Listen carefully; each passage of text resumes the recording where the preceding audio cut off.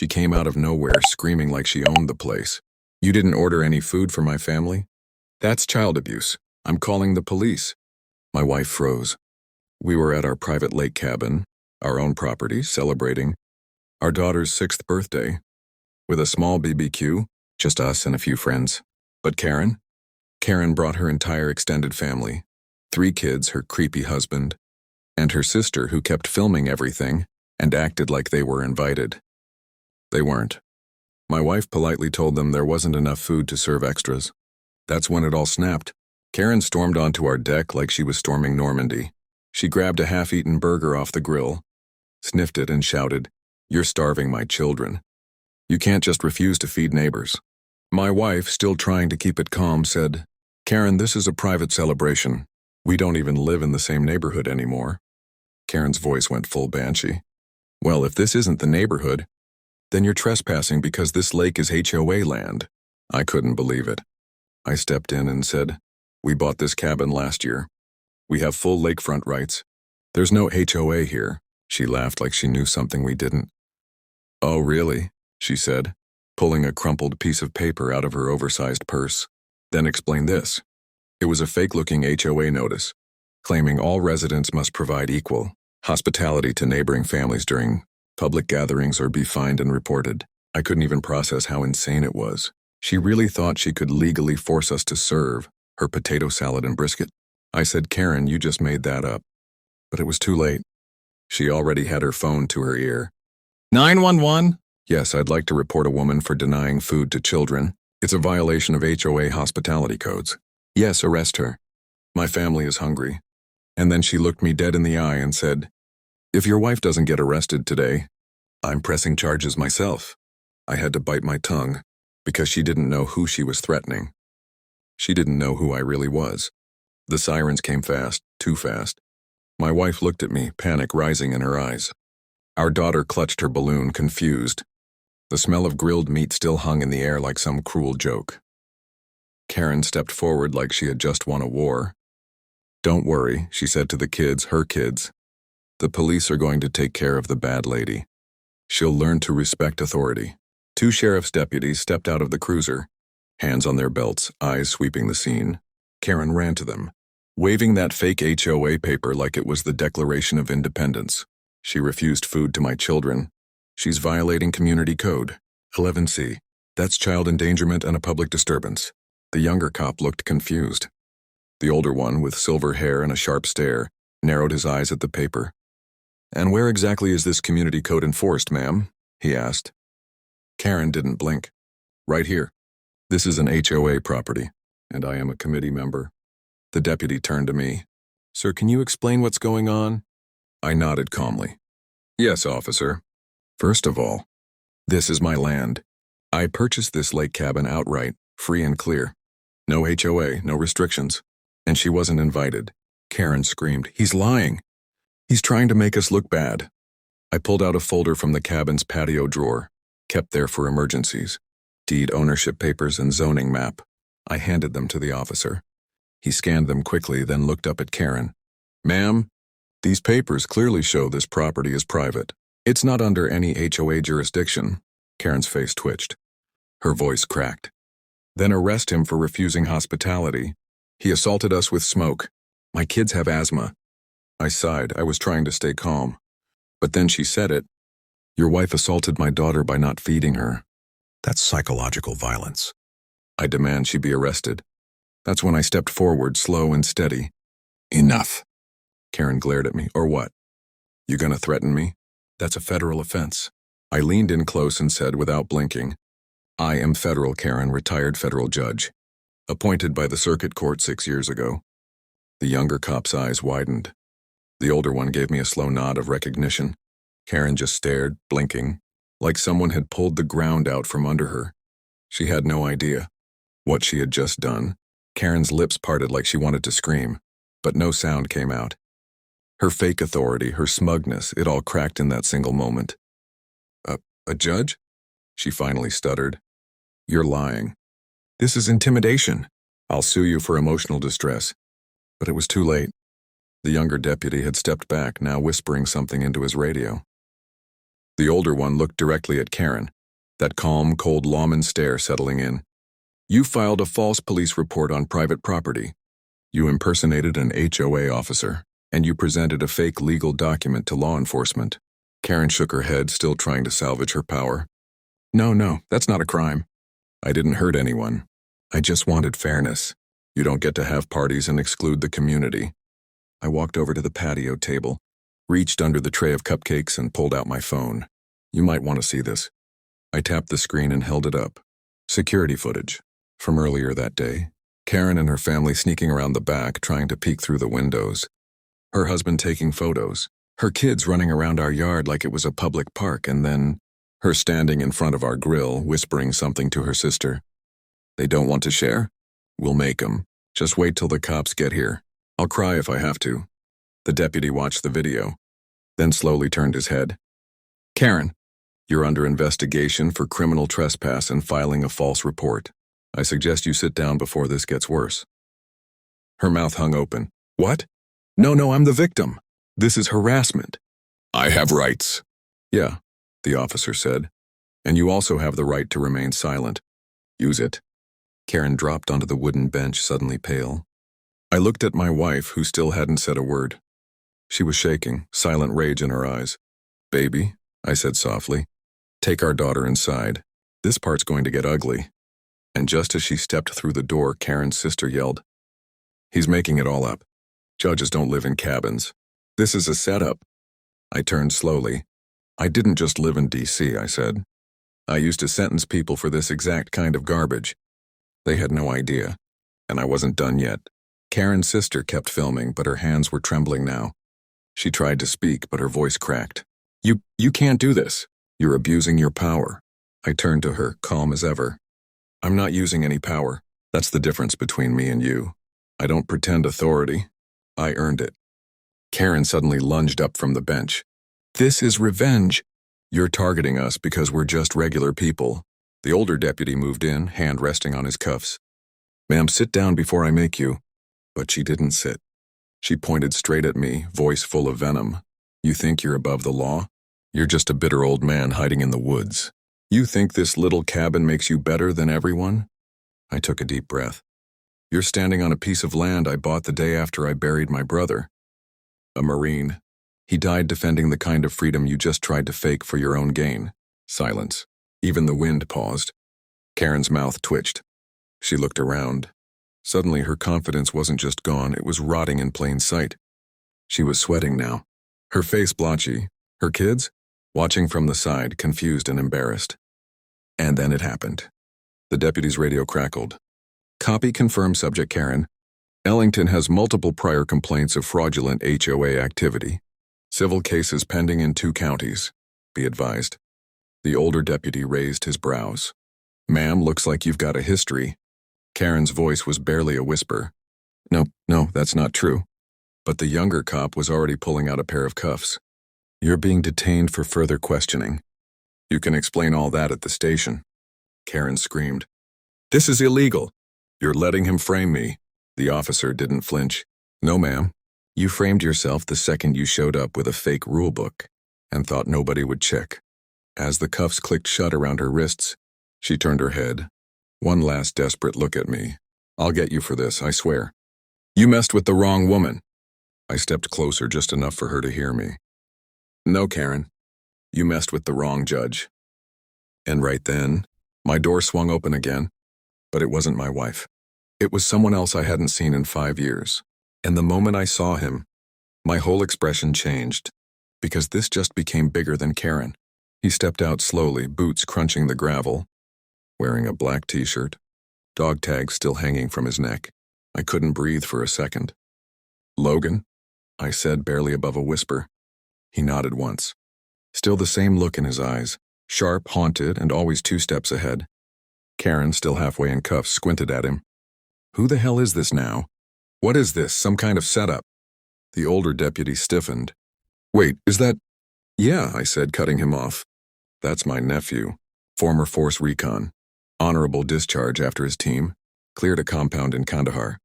Karen's face fell flat. She had no idea what any of that meant. But she knew it wasn't good for her. Logan didn't say a word. He just pulled out a flash drive from his pocket, walked up to the officers and handed it over. Drone footage from this morning, he said. Caught everything. From the moment she stepped onto the property, without permission to when she called. Time 11 and pretended to cry. Karen's sister gasped. You were filming us? Logan finally looked at her, calm, cold. We don't film. We monitor. The deputy inserted the flash drive into the patrol tablet. As the footage played, even the second officer, who'd been stone-faced this entire time, whistled under his breath. Wow, she really said make yourself cry when the cops show up on camera. Karen lost it. That was sarcasm. It was a joke. This is America. You can't arrest someone for sarcasm. Logan's voice was quiet but lethal. You're not being arrested for sarcasm. You're being arrested for trespassing, false reporting, impersonating an HOA officer, and deliberately targeting a military family on private land. She looked between us. Military? I pointed to Logan. Recon Marine. Then to myself. Federal judge. Then toward the cabin, where my wife and daughter were watching, quietly through the window. And she's a trauma nurse. Delivered babies in the middle of hurricanes. So if you think you're the hero here, you picked the worst hill to die on. Karen went silent. The officers escorted her to the cruiser. Her sister tried to follow, but Logan gently stepped in her way. Footage goes public, he said, and you'll be part of a federal investigation. I suggest you walk away now. She did. Fast. As the door slammed shut on Karen in the back seat of the cop car, I stood there. Stunned. Not because she was gone, but because Logan was here. I turned to him. What are you doing here, man? He didn't smile, just said, You're not the only one who got a fake HOA notice today. That's when I knew. This wasn't over, it had just begun. I stared at Logan, heart thudding louder than the lake's breeze behind us. What do you mean? Not the only one? He reached into his pocket again and handed me a folded slip of paper. Same layout. Same ridiculous formatting. HOA logo at the top. Only this time the notice said, You are hereby ordered to vacate this property within 48 hours. This land is being reassigned to the local beautification committee. Under HOA bylaw 17A, I felt my jaw tighten. She sent this to you? He nodded. Showed up taped to my cabin door yesterday morning.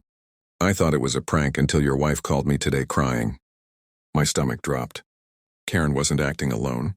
I looked around the trees at the curve of the lake, the hills in the distance. We weren't just dealing with a nosy neighbor. This was something organized. How many others? I asked. Logan shrugged. So far? Me, you, and the older couple on the far side of the lake. They had their generator shut off last night. That wasn't random. Someone was trying to force property owners off their land. Someone who thought HOA notices printed from a home office and wrapped in fake rules could override federal deeds. Did they say who they were with? I asked. Logan's face darkened. That's the thing, he said. When I tracked the watermark on the paper, it didn't trace back to any real HOA. It traced to a dummy LLC. He pulled out his phone, opened a document. Westland Heritage Association, founded 2 months ago in Delaware. No real board. One registered name. He paused. I read the name. Raymond Ellington. Karen's husband. Of course. My breath caught. They're fabricating an entire HOA, I said. Trying to scare people off lakeside property. Probably planning to flip it, resell, or worse. Claim adverse possession, Logan finished. You leave your land alone for a week. They move in. File paperwork. Pretend you abandoned it. Then flip the title. I felt sick. Karen wasn't just crazy. She was running a scam operation. And she'd tried it on the wrong family. I looked Logan dead in the eyes. You ready to end this? He cracked his neck. I've been ready since she walked on your deck. I grabbed my phone and dialed someone I hadn't called in a long time. He picked up on the second ring. Yeah? It's me, I said. I need everything you've got on a fake HOA scam. Names, properties, filings. A pause. You calling as a friend? Or as a judge? I looked at the cruiser taking Karen away. Both. Because now, it wasn't just about food. It was about every family they'd tried to steal from. That night the lake was dead quiet. No children laughing. No grills sizzling. Just wind through the trees and the low hum of crickets. But inside my cabin, the table was stacked with papers, printouts, county records, maps, and ownership filings. Logan paced behind me, jaw tight, the same way he used to before a mission. "This isn't some rogue neighbor thing," he said. "It's coordinated. They've targeted 8 properties so far, all near the water. All owned outright." He pointed at the map.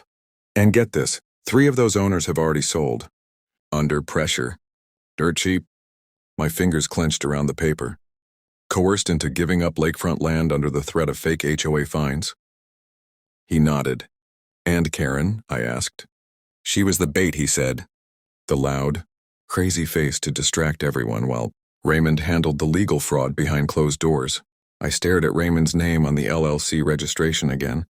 He built a ghost HOA for land theft. Then Logan handed me something that made my stomach twist. A draft email, recovered from a server cache. Once the last 4 owners crack, we transfer titles and split the parcels into the new Westland Resort and Spa Initiative. First come, first serve.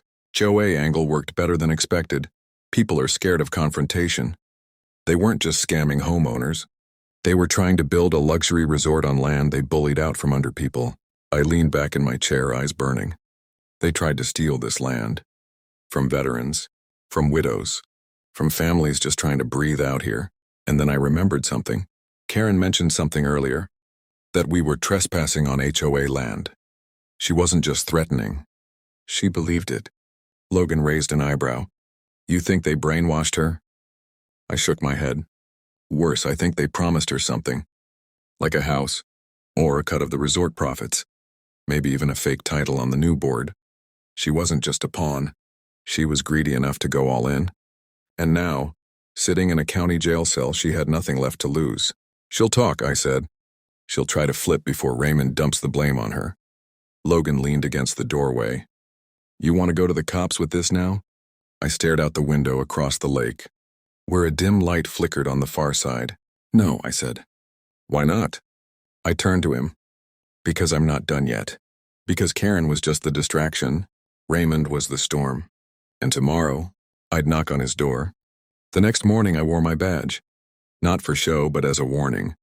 Logan was already outside, standing by the truck.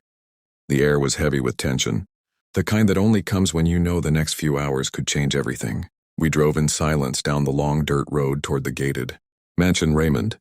Ellington called a retreat, more like a command post. Cameras on every corner. A security guard at the front, ex-cop by the look of him. I stepped out first. Federal Circuit Judge. "You can either open the gate or I get a warrant, and you lose your license for obstruction." He hesitated, then buzzed us in. Raymond was waiting for us on his oversized porch. Coffee in one hand, fake smile already plastered on his face. Well, if it isn't the angry barbecue judge," he said smugly. I didn't respond. Just walked right up and handed him a sealed document. "What's this?" he asked. "Court summons. For fraud, land coercion, and illegal HOA impersonation across 3 counties, with federal property tampering charges pending review." He laughed. "This is ridiculous. I own a business, not a criminal empire." Logan stepped beside me. "You built an HOA that doesn't exist, sent fake notices, pressured veterans and retirees to sell, used Karen to stir chaos and hide your trail." Raymond's eyes flicked just for a second. "Got no proof of that." I pulled out the flash drive. Drone footage, server cache, phone logs, email drafts. Karen flipped. "She gave us everything." His face finally cracked. "You're bluffing." "Try me," I said. "We're filing emergency injunctions today.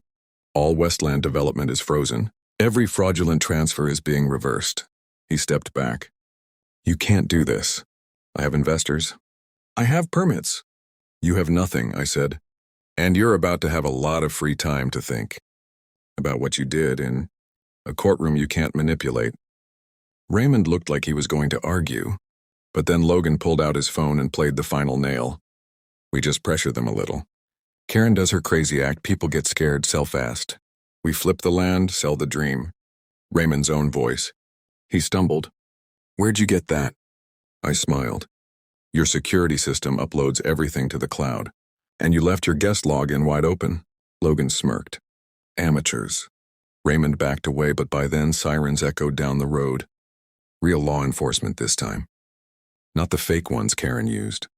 As officers swarmed his house, I turned and walked to the truck. I didn't need to watch him get cuffed. Justice had already begun. Back at the lake, my wife was on the porch, daughter beside her, drawing chalk hearts on the wood. Karen's sister had packed up and left quietly in the night. The property was peaceful again. Logan sat on the steps, finally smiling. "You think it's over?" he asked. I looked around, the calm water, the trees, the smell of freedom hanging in the air. "No," I said. "But it's ours again." I bent down, hugged my daughter tight. They tried to steal our peace. They forgot. We built it with blood, law, and family. And as the sun dipped low, reflecting on the lake, I knew this story wouldn't just go viral. It would remind everyone. Never mess with a family that earned their land. And never ever fake the law in front of someone who wrote it. Subscribe my YouTube channel for more stories.